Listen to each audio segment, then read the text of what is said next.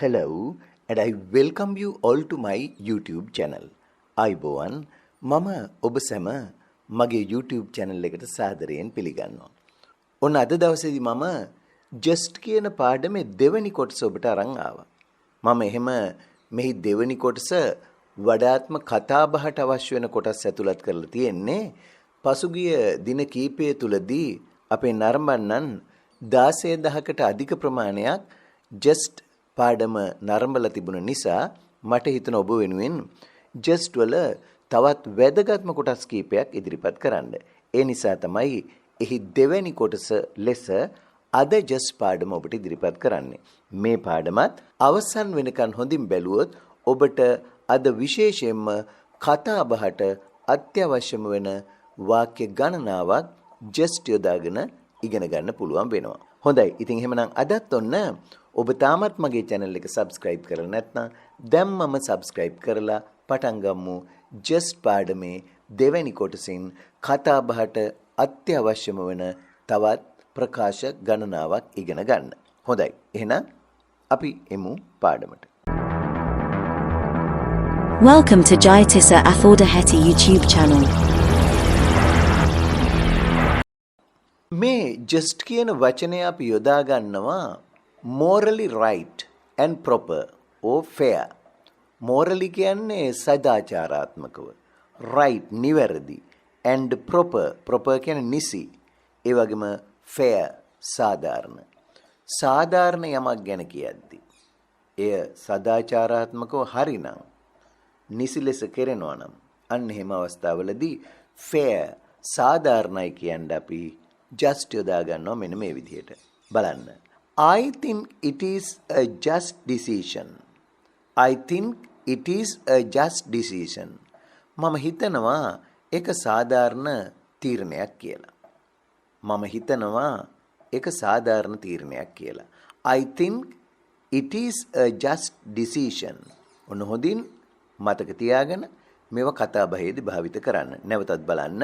මං හිතන්නේ ඒක සාධාරණ තීරණයක් කියලායි. I think it is a just decision. මේ තවත් උදාහරණයක්. මං හිතන්නේ ඔයා ඔහුට දඬුවම් කළ එක සාධාරණයි කියලා. දැන් කවුරු හරි කෙනෙක් ගෙදරක ළමයෙකුට දඬුවම් කරනවා. ඉතින් හොයලා බලනකොට ඒක අනේ මං නම් හිතන්නේ ඔක එච්චර සාධාරණයි කියලා ඔයාට ගහපු එක එහෙම නැත්නම් දඬුවම් කරපු එක. අපි මේ වගේ අවස්ථාවලදී කතා බහේදී මෙහෙම කියනවා. I don't think you were just in punishing him. I don't think මං හිතන්නේ you were just ඔයා සාධාරණ වුණා කියලා in punishing him. ඔහුට දඬුවම් කළ එක නම් සාධාරණයි කියලා මං හිතන්නේ. ඔන්න තවත් අවස්ථාවක් just යෙදෙන. මේ බලන්න සාධාරණයි කියලා කියන්නේ just යෙදෙන තවත් අවස්ථා කීපයක්. ඔහුට තෑග්ගක් දිය යුතු බව සාධාරණයි. අපි කෙනෙක් මොකක් හරි තරගයකදීලා හරි මොනවා හරි දෙයකදී කෙනෙක් තෑග්ගක් දිනා ගන්න සුදුසුකම් ලැබලා තියෙනවා කියලා අපිට තේරෙනවා නම් අපි කතා බහේදී කියනවා එයාට තෑග්ගක් දිය යුතු බව සාධාරණයි. දැන් කට්ටිය කතා කරද්දී එයාට දෙමුනේ තෑග්ගක් කියලා කියද්දී එයාට තෑග්ගක් දෙන එක සාධාරණයි. එහෙනම් අපි කියනවා it's only just that he should be given a prize. ඇත්තෙන්ම ඒක මේ හරිම සාධාරණයි එයාට නම් තෑග්ගක් දෙන එක කියලා කියද්දී it's only just that he should be given a prize. මේක passive voice වලින් ලියලා තියෙන්නේ he should be given a prize. ඔහුට තෑග්ගක් දිය යුතු එක නම් ඇත්තටම හරිම සාධාරණයි කියලායි කියන්නේ.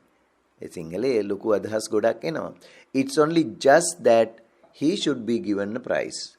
එයාට තෑග්ගක් දෙන එක නම් දිය යුතු බව නම් හරිම සාධාරණයි. it's only just that he should be given a prize. දැන් බලන්න තවත් එකක්. කොටින්ට විරුද්ධව කළ අපේ සටන සාධාරණ යුද්ධයක් විය. කොටින්ට එරෙහිව කරපු අපේ සටන සාධාරණ යුද්ධයක් වුණා. Our war against the tigers was a just war. Our war against the tigers. Our war කියන්නේ අපේ යුද්ධය. Against එරෙහිව විරුද්ධව the tigers. කොටින්ට විරුද්ධව කළ අපේ යුද්ධය was උනා a just war. සාධාරණ යුද්ධයක් වුණා. කොටින්ට විරුද්ධව කළ අපේ සටන එහෙම නැත්නම් යුද්ධය සාධාරණ යුද්ධයක් විය. Our war against the tigers was a just war. ඔන්න ඒකත් මතක තියාගන්න. අපි මීළඟට ඉගෙන ගන්න යන්නේ කතා බහේදී මේ විවිධ අදහස් මේකේ බැලූ බැල්මට අදහසක් පෙනුනේ නැතත් just එකෙන් බොහෝ දේ කියවෙනවා. අපි බලමු ඒ වගේ අවස්ථා කීපයක්. දැන් just for spoken English just එක කතා බහට යොදා ගන්න හැටි. මේ බලන්න අපි කතා කරද්දි මෙහෙම කියනවා. මේ අනේ පොඩ්ඩක් ඉන්නකෝ. කරුණාකරලා චුට්ටක් ඉන්න. හරි මොහොතක් රැඳී ඉන්න. ඒ කියන්නේ අපි දැන් මොකක් හරි වැඩක් කරගෙන ඉන්නේ කවුරු හරි අපෙන් මොනවා හරි දෙයක් ඉල්ලනවා හරි අපිට කතා කරනවා. අන්න ඒ වෙලාවට අපි කියනවා මේ just a moment please. just a moment please. අනේ චුට්ටක් ඉන්නකෝ කරුණාකරලා. අන්න එහෙම කියද්දී අපි කියන්නේ හොඳට මතක ගන්න just කියන එකක් දාලා just a moment please කරුණාකරලා මොහොතක් ඉන්නකෝ චුට්ටක් ඉන්නකෝ කියලා එහෙම කියන්නේ. අන්න ඒ වගේ just a moment please. එතකොට ඔබ ඒ කතා කරන එක හරිම ලස්සනට කෙනෙකු අර ඉංග්‍රීසි විදිහට ඔන්න කතා කළා. දැන් මේ just එකේ එකපාරට තේරුමක් නොපෙනුනත් කතා බහේදී අර චුට්ටක් කරුණාකරලා පොඩ්ඩක් ඉන්නකෝ කියද්දී අපි කියන්නේ just a moment please කියලායි. හොඳයි. මේ බලන්න ඒ වගේ තවත් විශේෂ ඉඩියම් එකක්. just දෙන. It's just my luck. මේක කියන්නේ අපි we say this when you just had some bad luck. දැන් ඔයාට මොකක් හරි නරක දෙයක් අවාසනාවන්ත දෙයක් සිදු වුණා කියන්නකො. බලාපොරොත්තු රහිත අවාසනාවන්ත දෙයක් සිදු වෙනවා. එතකොට අපි ඒක මගේ වාසනාව තමයි කියලා ඒක හොඳ පැත්තට හරවලා කියනවා. අන්න එහෙම අවස්ථාවලදී අපි මේ ඉඩියම් එකක් විදිහට පේන අර්ථයට වඩා වෙනස් යටි අර්ථයක් එන්න අපි කියනවා it's just my luck. ඒක තමයි ඉතින් මගේ වාසනාව. said when you just had some bad luck. හොඳින් මතක තියාගන්න මේ විදිහට කියන්නේ මොකක් හරි මේ දැන් මොහොතකට කලින් ඔබට නරක දෙයක් ඒ කියන්නේ අවාසනාවන්ත දෙයක් සිදු වුණොත් අපි නිකන් උදාහරණයක් ගමුකෝ. මෙහෙම ඔන්න ඔබ යනවා චිත්‍රපටියක් බලන්න. ඒ යනකොට යන්න ටිකකට කලින් ඉවර වෙනවා ටිකට්ස්. දැන් බලන්න විදියක් නැහැ. දැන් ඔබේ අවාසනාවන්ත ලෙසනේ. නමුත් ඒක අපි කියන්නේ මේ විදිහට it's just my luck. ඒක තමයි ඉතින් මගේ වාසනාව. ඒක අර හොඳ පැත්තට හරව ගන්නවා. අපි ගොඩක් වෙලාවට භාෂාවක් කතා කරද්දී නරක දෙයට හොඳයි කියලා කියන අවස්ථා තියෙනවා. ඒ කියන්නේ ඒක නරකයි. හැබැයි අපි නිකන් ඒක අනිත් පැත්ත නිකන් ඒක උනේ හොඳකට කියලා කියන්නේ. එතකොට අන්න ඒ නිසා මතක තියාගන්න සමහර එහෙම කතා කරනවා.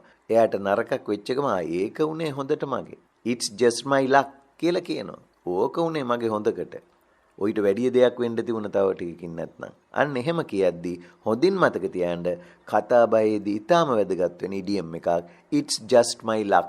අනේ ඉතින් ඕක උනේ හොඳට කියලා ඉතින් මං හිත හදා ගන්නවා. said when you just had some bad luck. හැබැයි ඉතින් අර පරස්පර විරෝධී වගේ ඔබට පේන නිසා මම මෙච්චර වෙලා මේක කියන්නේ නරක දෙයක් වෙච්ච ගමන් ඒක ඉතින් මගේ වාසනාව කියලා කියනවා.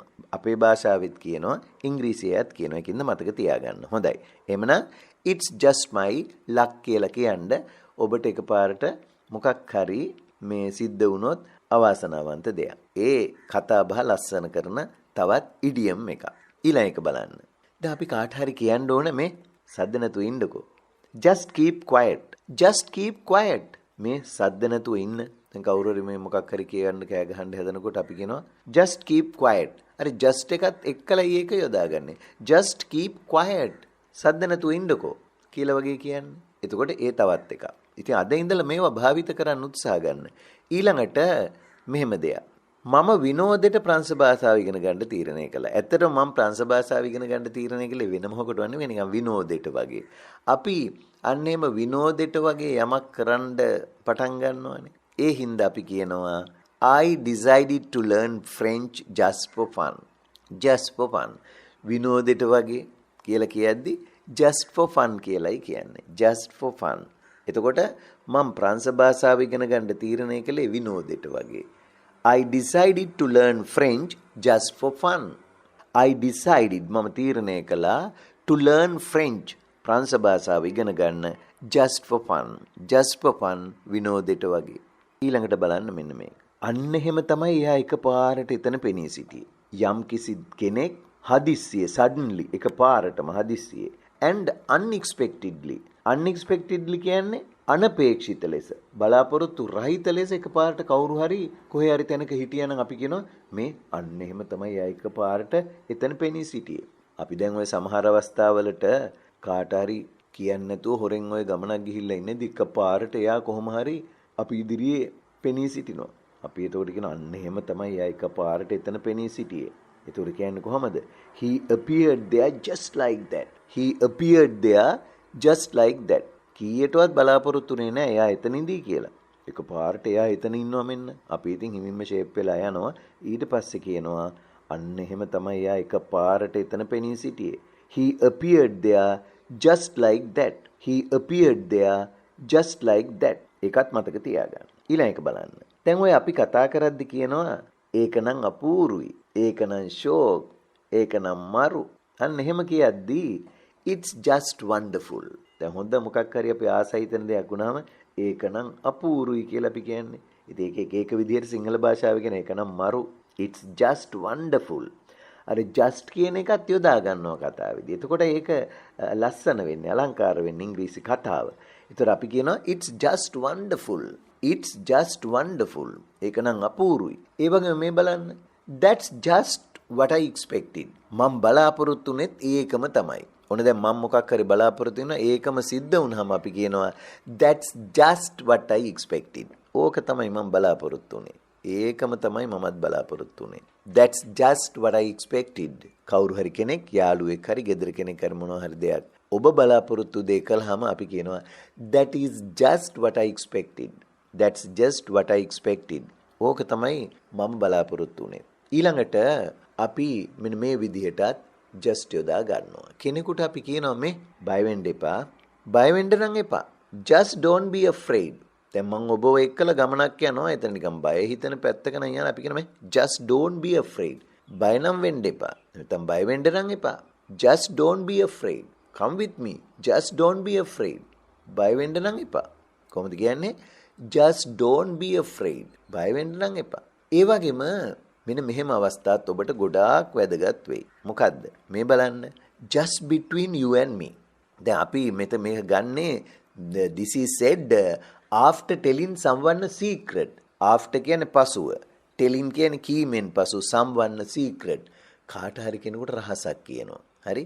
ඔබ කාට හරි කෙනෙකුට ඔන්න යාළුවෙකුට හරි ගෙදර කෙනෙකුට හරි රහසක් කියනවා. තව එක්කෙනෙක් එක්කලා. කියපු ගමන්ම ඔයා මේ දේ කියනවා.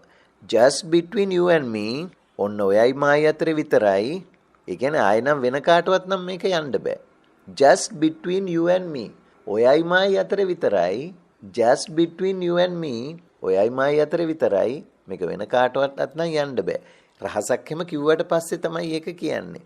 එහෙනම් මොකද්ද කියන්නේ? ඔන්න ඔයයි මායි අතර විතරයි. just between you and me. just between you and me. ඔයයි මායි අතර විතරයි. ඉතින් එහෙමනම් ඔන්න අද දවසේදීත් මම ඔබේ ඉංග්‍රීසි කතාවට නැතුවම බැරි වැදගත්ම වෙන වාක්‍ය ගණනාවක් ඉදිරිපත් කළා. මේවත් ඔබේ කතා බහට එකතු කරගන්න, පොතක් අරගෙන ලියාගෙන තියාගන්න අමතක වෙනවනම් ඊට පසුව ඔබ එදිනෙදා කතා බහේදී භාවිත කළොත් කවදාවත් ඔබට මේවා අමතක වෙලා යන්නේ නැහැ. එහෙනම් අදත් සමුගන්නමත්ෙන් මම නැවතත් ඔබෙන් ඉල්ලා සිටිනවා.